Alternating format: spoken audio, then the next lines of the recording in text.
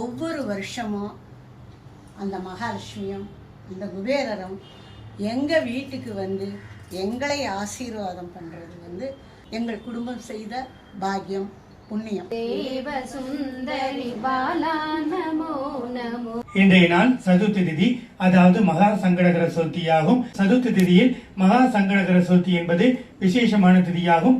வருஷத்துக்கு ஒரு நாள் தான் அந்த திதி வரும். தேய்பிரை சதுர்த்தி தான், அதாவது விநாயகர் சதுர்த்திக்கு முன்னாடி வரக்கூடிய தேய்பிரை சதுர்த்தி தான் மகா சங்கடகர சதுர்த்தி அப்படின்னு சொல்லுவாங்க. இதுக்கு ஒரு கதை உண்டு.